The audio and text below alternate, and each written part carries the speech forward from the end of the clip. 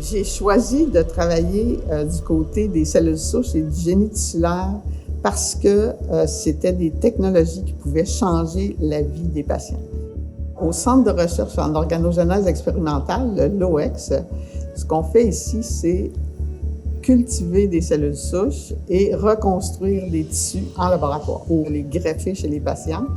Le génie tissulaire, c'est vraiment passionnant parce qu'on peut utiliser des tout petits morceaux de tissu, c'est-à-dire la grosseur d'un $2, et l'apporter au laboratoire ici. À partir des cellules souches, faire proliférer les cellules et reconstruire les deux parties de la peau qu'on reconstruit, le derme et l'épiderme, pour faire des peaux reconstruites bilamellaires.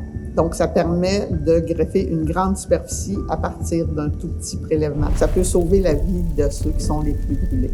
Nous travaillons aussi sur la cornée.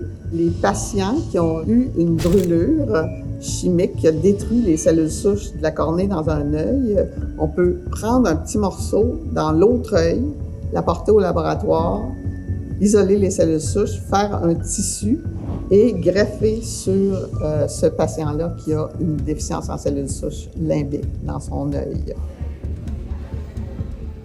Les principaux défis en recherche, c'est vraiment de trouver assez d'argent pour avancer. Donc, le travail d'un chercheur, c'est d'être convaincant parce que si on veut avoir les octrois, il faut expliquer aux personnes pourquoi c'est si important de faire ces recherches-là, qu'est-ce que ça va donner. Et c'est pourquoi je suis très fière de la découverte de la méthode d'auto-assemblage qu'on a inventée au LOEX, qui nous permet de partir de cellules seulement, sans mettre de parties synthétiques, ni de matériaux exogènes pour reconstruire des tissus. Le gros avantage de cette méthode-là, c'est que les tissus qu'on reconstruit, c'est seulement des cellules, c'est les cellules du patient. Donc, une fois qu'on a greffé ces tissus-là sur le patient, ils vont être capables de répondre aux signaux du corps. Si jamais il y a une blessure, le tissu va être capable de guérir. C'est des cellules vivantes. Et qu'il n'y a pas de cicatrice hypertrophique, qui est un problème très majeur pour les gens qui ont traité les brûlés toute leur vie. Un plasticien m'a dit, c'est incroyable, j'ai jamais vu une peau qui faisait pas de cicatrice hypertrophique comme ça. Alors, ce qui a changé le génie tissulaire, c'est cette invention-là ici à Québec.